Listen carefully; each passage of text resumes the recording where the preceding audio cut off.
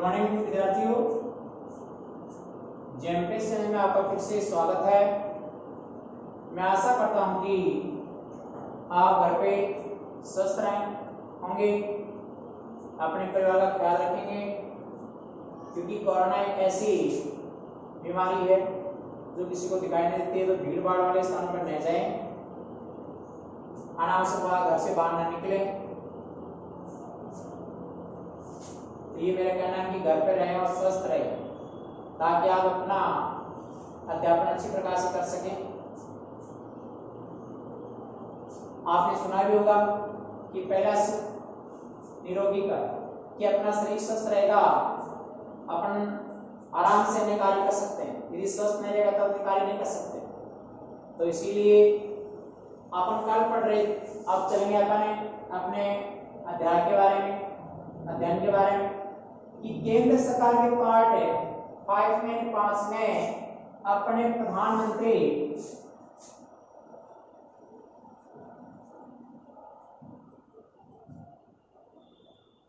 के बारे में पढ़ रहे थे कि प्रधानमंत्री की नियुक्ति किसके द्वारा, प्रधानमंत्री की नियुक्ति किस प्रकार से की जाती है। प्रधानमंत्री देश में वास्तविक कार्यपालिका का अध्यक्ष होता है। प्रधानमंत्री की नियुक्ति संविधान के अनुच्छेद 74 में की गई। प्रधानमंत्री की नियुक्ति राष्ट्रपति करता है अनुच्छेद 75 के तहत। इसका कार्यकाल 5 वर्ष का होता है। इसमें इसका पहला कार्य बताया था आपको कि प्रधानमंत्री की कार्य व शक्तियां, कि मंत्रिपरिषद का निर्माण करना, कि प्रधानमंत्री का सबसे पहला कार्य है मंत्रिपरिषद का निर्माण करना। इसके बाद में इसका दूसरा कार्य बताया गया था कि मंत्रिपरिषद में विभागों का बंटवारा करना। ऐसे कार्य आपको बताए गए थे। आज विद्यार्थियों पर लेंगे कि इसके जो कार्य हैं 3 आपको बता दिए थे पहले। आज चौथा कार्य लेंगे अपन कि प्रधानमंत्री अपना चौथा कार्य करता है कि मंत्रियों के लिए आवश्यक योग्यताएं, कि मंत्रिपरिषद में मंत्रियों के लिए आवश्यक योग्यताएं कौन कौन सी होनी चाहिए। तो मंत्रिपरिषद में मंत्रियों के लिए आवश्यक योग्यताएं, संसद के दोनों सदनों की सदस्यता ग्रहण होनी आवश्यक है, कि संसद के दोनों सदनों की सदस्यता आवश्यक होती है। यदि किसी कारण से मान लो किसी व्यक्ति के पास संसद के किसी भी सदन की योग्यता ना हो और उसको मंत्री बना दिया जाता है, तो उसको 6 महीने के अंदर, 6 माह के अंदर उसको उसकी सदस्यता ग्रहण करनी होगी। इसकी कि संसद के दोनों सदन किसी भी एक की सदस्यता ग्रहण करनी होगी, तभी वो मंत्री होगा, नहीं तो उसको उसके पद से हटा दिया जाएगा। तो इस प्रकार से मंत्रियों के लिए आवश्यक योग्यताएं कि वह संसद के दोनों सदनों के सदस्यता रखता हो। यदि किसी व्यक्ति के पास संसद के दोनों सदनों में से किसी भी सदस्यता न हो, उसको मंत्री बना दिया गया है, तो उसको 6 महीने के अंदर उसकी सदस्यता ग्रहण करनी आवश्यक होगी, तभी वो मंत्री रहेगा, नहीं तो उसको पद से बर्खास्त कर दिया जाएगा। उसके बाद में उसका अगला टॉपिक होगा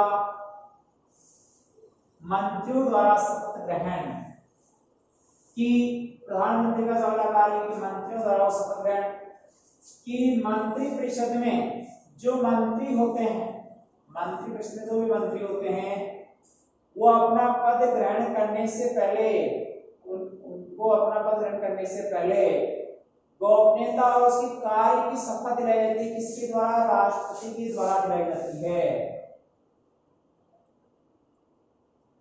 गोपनीयता और उसके पद के कार्य की शपथ है वो कौन दिलाता है? इनको राष्ट्रपति दिलाता है। कि मंत्री अपना पद ग्रहण करने से पहले जो शपथ लेते हैं, वो शपथ कौन दिलाता है? उसको राष्ट्रपति दिलाता है। कौन दिलाता है? राष्ट्रपति। उसके बाद में मंत्रिपरिषद का कार्यकाल, यानी मंत्रिपरिषद का कार्यकाल 5 वर्ष का होता है। कितने वर्ष का होता है? वैसे सामान्य तौर पर 5 वर्ष का होता है, लेकिन इसको 5 वर्ष से पहले भी अविश्वास प्रस्ताव के माध्यम से हटा दिया जाता है, क्योंकि इसमें इसका पूर्ण बहुमत है, गिरते ही मंत्रिपरिषद अपने आप विखंडित हो जाएगा। तो ऐसी स्थिति में इसका कार्यकाल 5 वर्ष का, लेकिन 5 वर्ष से पहले इसको भंग किया जा सकता है। उसके बाद में है मंत्रियों की वेतन व भत्ते। मंत्रियों के लिए वेतन व भत्ते, तो मंत्रियों के लिए वेतन व भत्ते संसद तय करती है। कौन तय करती है? संसद तय करती है कि कुछ समय समय में कौन कौन से कितना वेतन दिया जाएगा, भत्ते कितने हैं, उसकी किराया भाड़ा। जैसे ये आप पूछोगे ये सर भत्ते क्या होते हैं? भत्ते होते हैं जैसे जो मंत्री होते हैं इसके लिए गाड़ी होती है, उसका फोन वगैरह है, घर पे फ्री होता है, लाइट बिल है, इसका मकान किराया है, और भी उनके जो बीमारी वगैरह के जो खर्चे हैं वो सारे उसकी सरकार वहन करती है। और वहन करती है सरकार वहन करती है, तो वो उसके वेतन में भत्ते होते हैं। तो ऐसी स्थिति में मंत्रियों के वेतन व भत्ते भी संसद द्वारा तय किए जाते हैं। किसके द्वारा तय किए जाते हैं? संसद के द्वारा ही तय किए जाते हैं। और अब उसके बाद में जैसे मान लो आपने ये प्रधानमंत्री कार्य शक्तियां हो गई, जैसे क्वेश्चन आ गया आपको इसमें केंद्र सरकार में 7 नंबर का क्वेश्चन आता है। कितने नंबर का आता है? मान के 7 नंबर का अंक आता है इसमें। तो इसमें एक ही क्वेश्चन बड़ा पूछा जाता है, निम्नलिखित क्वेश्चन पूछा जाता है। उसमें आया कि प्रधानमंत्री पद की व्याख्या करते हुए कार्य और शक्तियों का वर्णन कीजिए। प्रधानमंत्री पद की व्याख्या करते हुए उनके कार्य और शक्तियों का वर्णन कीजिए। तो इसमें आपको लिखना होगा सबसे पहले प्रधानमंत्री की पद की व्याख्या। क्या लिखना होगा? सबसे पहले प्रधानमंत्री पद की व्याख्या। तो उसमें क्या लिखोगे कि प्रधानमंत्री पद की व्याख्या भारतीय संविधान के अनुच्छेद 74 में की गई है।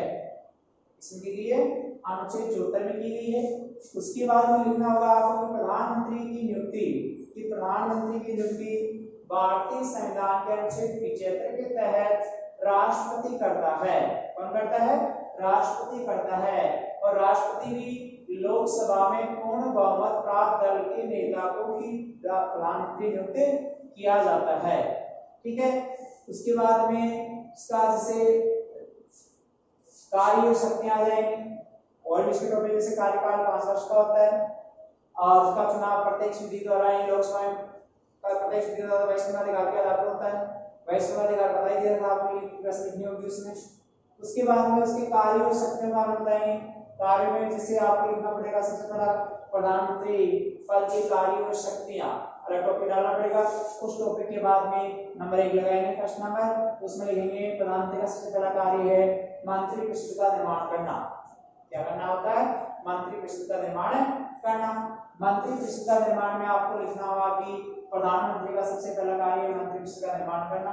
मंत्रिपरिषद में अन्य मंत्री की जो नियुक्ति है वो प्रधानमंत्री के सलाह से राष्ट्रपति करता है। और कितने व्यक्तियों को प्रधानमंत्री रहता है कि अपनी लोकसभा की पूर्ण जो सदस्य संख्या उसके 15% व्यक्ति मंत्री हो सकते हैं।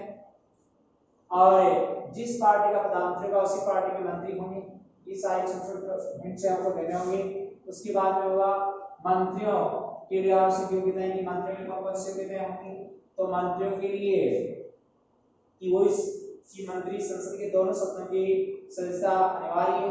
यदि किसी व्यक्ति के पास मंत्री बनते से मंत्री बना दिया जाता है, मंत्री बनने से किसी भी सदन की सदस्यता नहीं है, तो उसको 6 महीने के अंदर किसी एक सदन की सदस्यता ग्रहण करनी आवश्यक होगी, अन्यथा उसको 6 महीने बाद में हटा दिया जाएगा। यदि किसी कारण से वो 6 महीने के अंदर किसी एक सदन की सदस्यता ग्रहण नहीं कर पाएगा, तो ऐसी स्थिति में उसको पद से बर्खास्त कर दिया जाएगा। मंत्रियों द्वारा शपथ ग्रहण की प्रधानमंत्री अपने जो मंत्री परिषद में मंत्री होते हैं उनका पद ग्रहण करने से पहले राष्ट्रपति द्वारा उनको शपथ दिलाई जाती है, और पद और गोपनीयता की शपथ दिलाई जाती है। पद और गोपनीयता की शपथ दिलाई जाती है। ऐसा लिखना होगा। मंत्री परिषद का कार्यकाल सामान्य तौर पर 5 वर्ष का होता है। कितने वर्ष का होता है? 5 वर्ष का होता है। और 5 वर्ष से पहले भी इसको बंद किया जाता है इस प्रस्ताव के माध्यम से। इसके बाद में होगा मंत्रियों के वेतन में भत्ते। तो मंत्रियों की वेतन व भत्ते प्रधानमंत्री का नाम आ गया कि संसद तय करती, समय समय पर वेतन भत्ते दिए जाते हैं। तो इस प्रकार से पदांतरिक पद की व्याख्या आपको करनी होगी। अब अपना जो अगला टॉपिक है अपना पार्ट 5 में ही जो होगा वो मंत्रिपरिषद के बारे में कि उनके लिए मंत्रिपरिषद की योग्यताएं क्या होनी चाहिए, मंत्रिपरिषद की कार्यशक्तियां बता दी गई हैं आपको।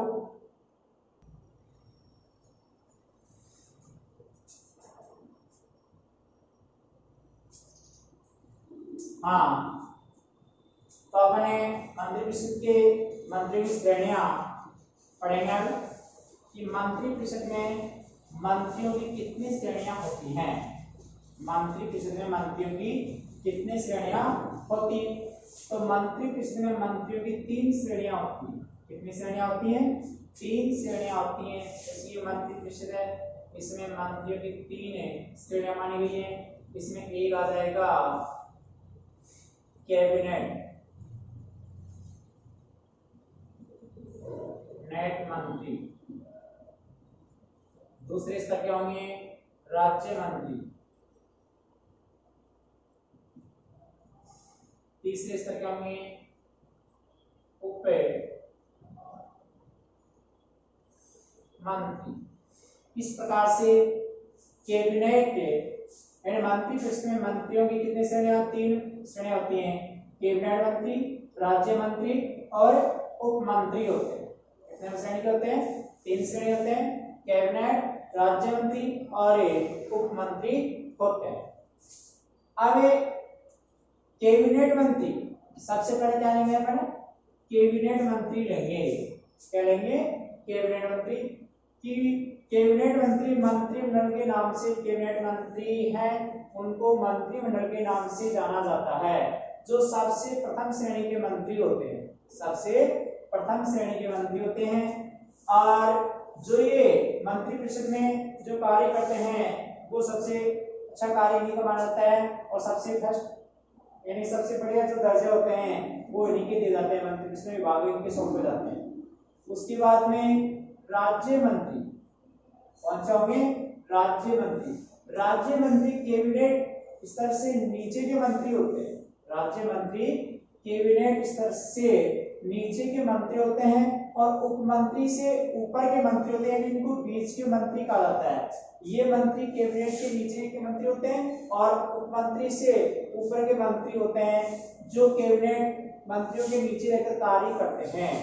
कैबिनेट मंत्रियों के नीचे रहकर ये कार्य करते हैं। तो इस प्रकार से मंत्रिपरिषद में मंत्री की श्रेणियां 3 प्रकार की बांटी गई हैं, कैबिनेट मंत्री, राज्य मंत्री और तीसरा है उप मंत्री। कौन सा है? उप मंत्री। ये तीसरी श्रेणी के मंत्री होते हैं जो कैबिनेट और राज्य मंत्री के नीचे कार्य करते हैं। कैबिनेट और राज्य मंत्री के नीचे कार्य करते हैं। वैसे ये कैबिनेट मंत्री को सहायक के रूप में कार्य करते हैं, कैबिनेट मंत्री के सहायक के रूप में कार्य करते हैं। तो इस प्रकार से आपको बताया जा रहा है कि मंत्रिपरिषद के कार्यों के बाद में, कार्य शक्तियों के बाद में अपना टॉपिक है मंत्रिपरिषद में मंत्रियों की श्रेणियां। मंत्रिपरिषद में मंत्रियों की श्रेणियां। तो मंत्रिपरिषद में मंत्रियों की कितनी श्रेणियां बताई गई थी आपको? 3। कितनी बताई गई है? 3। इसमें पहला है कैबिनेट मंत्री, दूसरा है राज्य मंत्री और तीसरा है उप मंत्री। उसमें बता दिया गया आपको कि कैबिनेट मंत्री प्रथम श्रेणी के मंत्री होते हैं। किसके श्रेणी मंत्री होते हैं?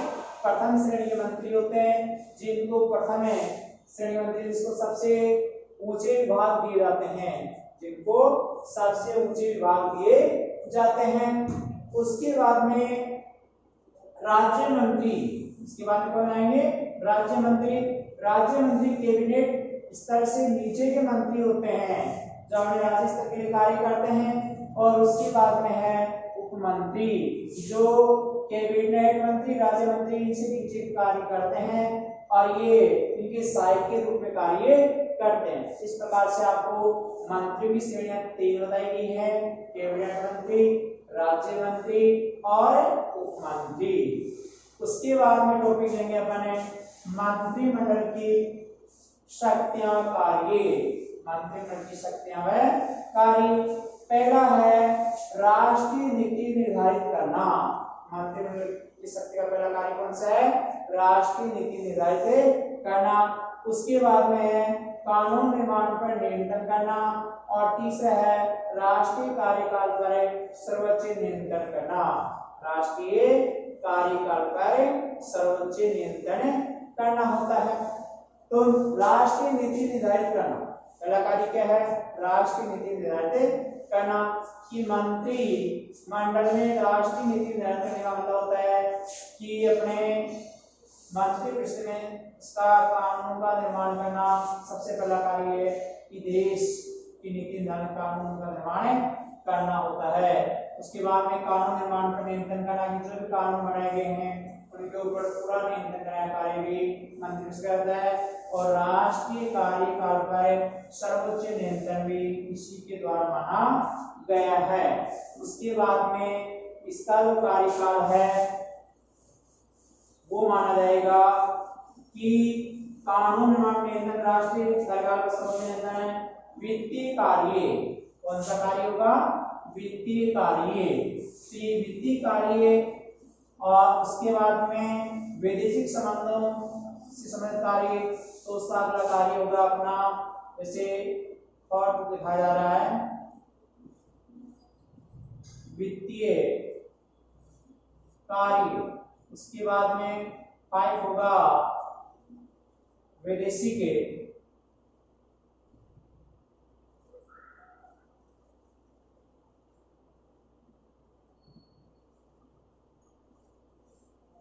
वैदेशिक संबंधों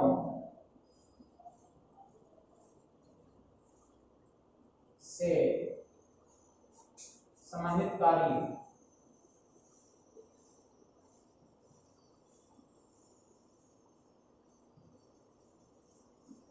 तो वित्तीय कार्य में जितने भी वित्त संबंधी कार्य हैं वो भी इसके होते हैं। वैदेशिक संबंधों का कार्य विदेशों से संबंध बनाना है, विदेशी यात्रा पर जाना है, किस व्यक्ति को विदेश से यहाँ बुलाना है, विदेशी को संबंध की दूसरे देश के साथ कौन से संबंध होने चाहिए, आयात निर्यात के संबंध है, एक दूसरे के आने जाने के संबंध है, व्यापार का संबंध है। ये सारे कार्य मंत्रिपरिषद के मंत्री तय करते हैं। उसमें विभाग का बंटवारा किया जाता है। इस प्रकार से उनको ये विभाग दिए जाते हैं। उनके बाद में है नियुक्ति संबंधी अधिकार। नियुक्ति संबंधित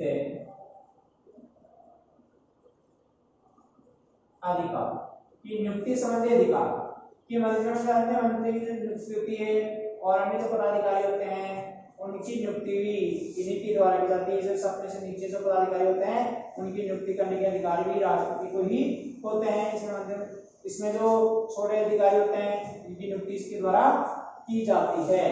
उसके बाद में देखेंगे अपन कि मंत्रिपरिषद में उसके अलावा न्यायपालिका क्या होगा?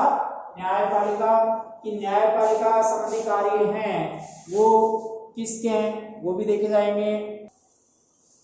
हाँ, मंत्रिपरिषद में मंत्री श्रेणी के बाद उसके कार्य, जैसे कार्य चौथा कार्य है वित्तीय कार्य। कौन सा कार्य है? वित्तीय कार्य। तो अपन लगे वित्तीय कार्य देश में आर्थिक नीतियां निर्धारित करने का कार्य मंत्रिमंडल करता है। देश में आर्थिक नीतियां निर्धारित करने का कार्य मंत्रिमंडल करता है। इसके लिए वह संसद में बजट पारित करता है।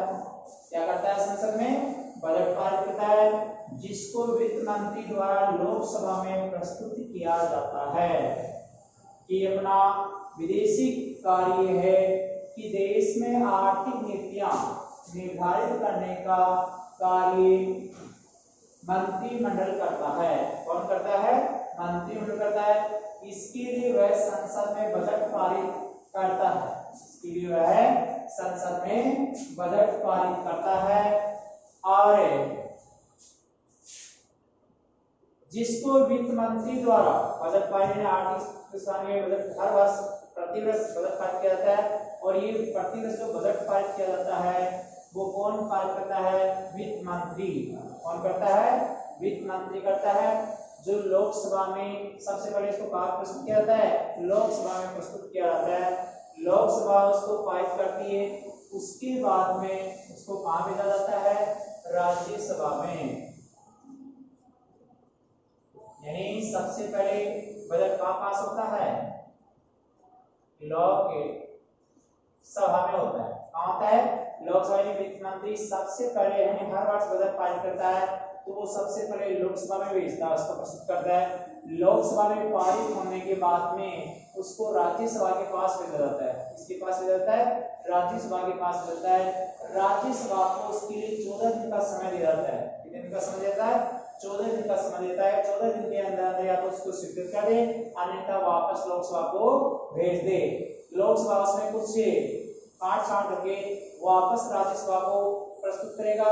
राज्यसभा को उसके बाद में उसको स्वीकृत करना होगा और राज्यसभा के बाद में यानी बजट स्वीकृत हो जाता है राज्यसभा के पास से, तो उसके बाद में उसको राष्ट्रपति के पास भेजा जाता है। इसके पास भेजा जाता है, राष्ट्रपति के पास भेजा जाता है और राष्ट्रपति उस पर अपना सिग्नेचर अपनी मोहर डालता तब वो कानून बनता है। क्या बनता है, वो कानून बनता है। तो इससे पहले सबसे पहले है कि वित्तीय कार्य, तो इसको ध्यान से देखना कि देश में आर्थिक नीतियां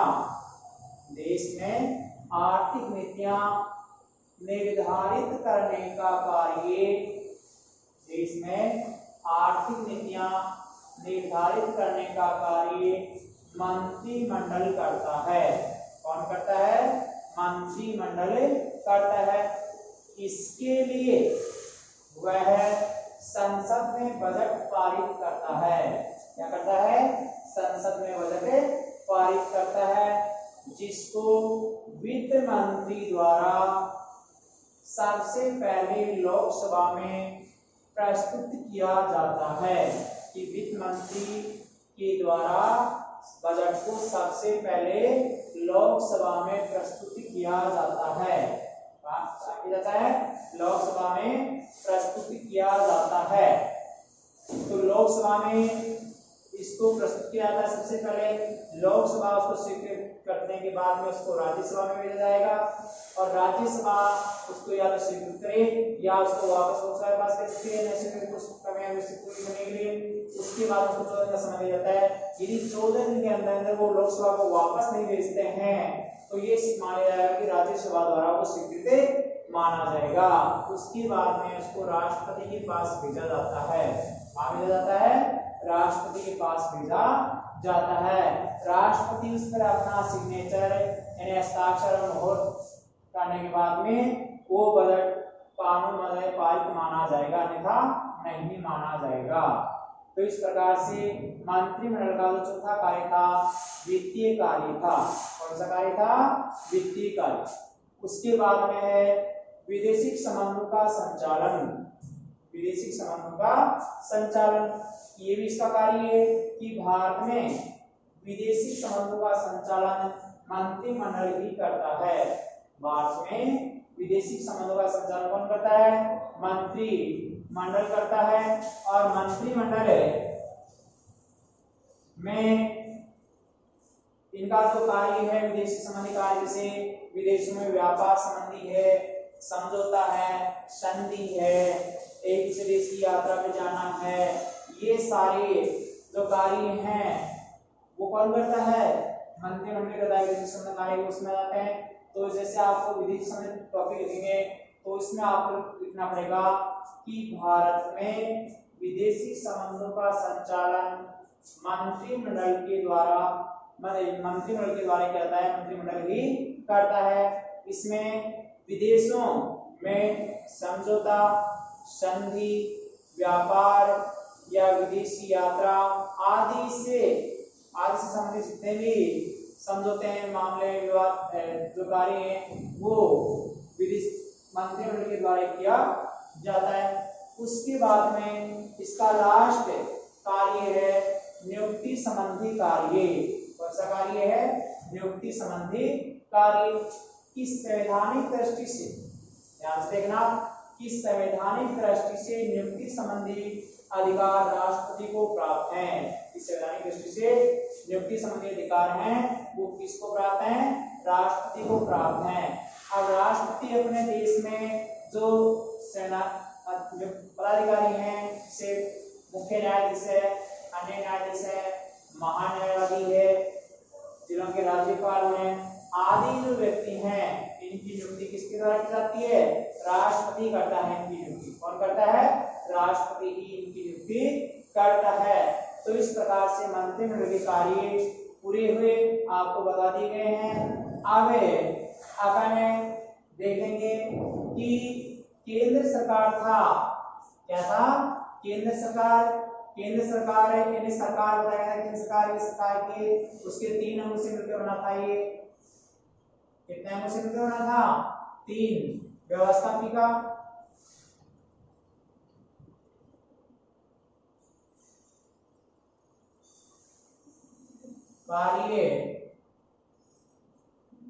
पालिका और न्याय पालिका। तो व्यवस्थापिका हो गया आपका कार्य और कार्यपालिका हो गया जिसमें वास्तविक औपचारिक दोनों हो गए।